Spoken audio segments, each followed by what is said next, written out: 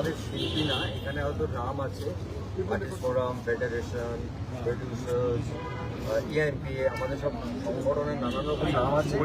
তবে আজকে এখানে আপনারা বুঝতেই পারছেন যে আমরা এখানে এসেছি, অবশ্যই রাহুল এটা করে দিয়ে গেছেন। কিছুক্ষণ আগে আমরা ভেতরে আলোচনা করছিলাম যখন আমরা মিটিংটা শুরু করলাম, ঠিক আগের রবিবার থেকে এই সময় রাহুল আমাদের ছেড়ে চলে গেছে। কিন্তু যেটা করে গেল যে আমাদের পুরো ইন্ডাস্ট্রি, আমি আলাদা আলাদা করে বলছি না, প্রযোজক বলি, পরিচালকদের বলি, আমাদের অভিনেতা অভিনেত্রী বলি, আমাদের কলাকুশলীদের বলি, সবাইকে একত্র করে এবং সবাই মিলে আলোচনা করেছি যে সত্যি আমাদের শিল্পীদের, টেকনিশিয়ানদের, আমাদের ক্যামেরাম্যান ডিপার্টমেন্টের, আমাদের ফাইটারদের, এরকম যারা কাজ করেন ফিল্ম, তাদের একটা সুরক্ষা দরকার এবং প্রযোজকরা তাদের ভীষণভাবে আমাদের সঙ্গে আছেন।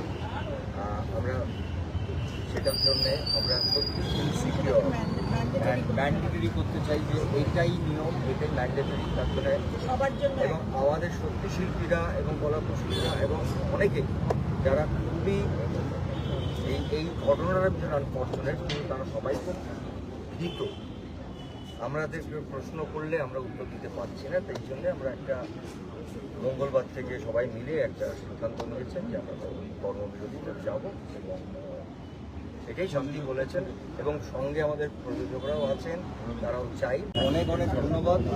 আমার এটা প্রসেনজিৎ চট্টোপাধ্যায় না, গুণবাদা হিসেবে অনুরোধ আপনাদের সবাইকে, আপনারা সারাক্ষণ আমাদের সঙ্গে থাকেন, আপনারা আমাদের পান।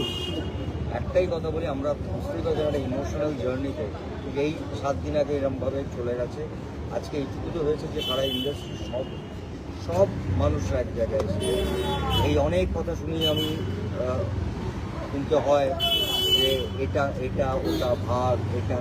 আজকে কিন্তু আমাদের ওই ছেলেটা চলে গিয়ে আমাদের সবাইকে এক করেছে এবং আমরা চাই যে আগামী 20-25 বছর, 30 বছর আরও বেশি এমন একটা সিস্টেম তৈরি করতে যেখানে আমাদের artist, technicians, directors, everybody, producers, কারণ প্রডিউসার্স সবাই ওয়েলকাম।